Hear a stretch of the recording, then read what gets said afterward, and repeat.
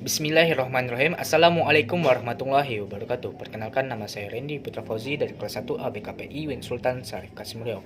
Baiklah, di video kali ini saya akan menjelaskan tentang Pancasila sebagai sumber hukum negara di Indonesia. Nah, yang akan saya jelaskan yang pertama tentang rule of law, restart, dan laustat. Yang kedua saya akan membahaskan tentang Pancasila sebagai sumber hukum di Indonesia. Yang ketiga saya akan membahas tentang latar belakang negara hukum di Indonesia. Dan yang terakhir saya akan membahas tentang dinamika dan tantangan Pancasila sebagai sumber hukum di Indonesia. Nah, masuk ke pembahasan yang pertama tentang rule of law. Apa sih rule of law itu? Rule of law dapat diartikan sebagai konsep negara hukum, yang berarti negara hukum memiliki kedudukan yang tertinggi bagi suatu negara tersebut. Nah, sedangkan restart adalah sebuah negara konstitusional yang membatasi kekuasaan pemerintah dengan hukum. Dan sedangkan laustat ialah sebuah negara hukum tentang landasan negara hukum dan memiliki keadilan bagi warganya tersebut.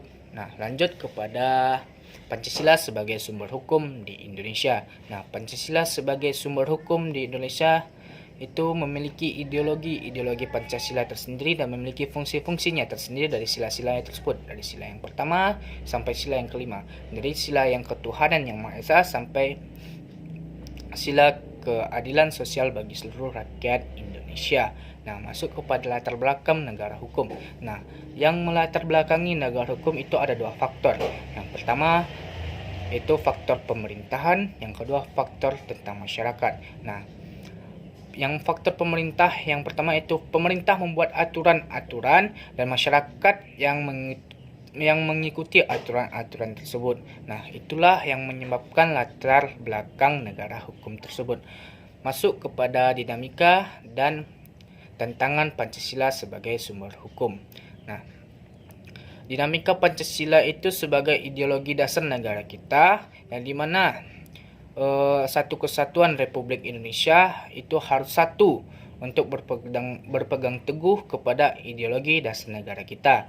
Nah, Pancasila itu terdiri atas dua bahasa Sanskerta, yang dimana panca artinya 5 dan sila artinya 1. Nah, kita berpedoman teguh pada Pancasila tersebut. Masuk tentang tantangan Pancasila. Nah, tantangan Pancasila maksudnya pemahaman atau pemikiran baru yang tidak sesuai dengan nilai-nilai Pancasila, seperti contoh maksudnya budaya asing yang mengikis budaya Indonesia, dan maksudnya informasi-informasi yang tidak sesuai dengan nilai-nilai Pancasila.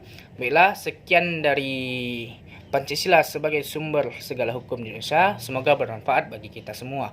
Assalamualaikum warahmatullahi wabarakatuh.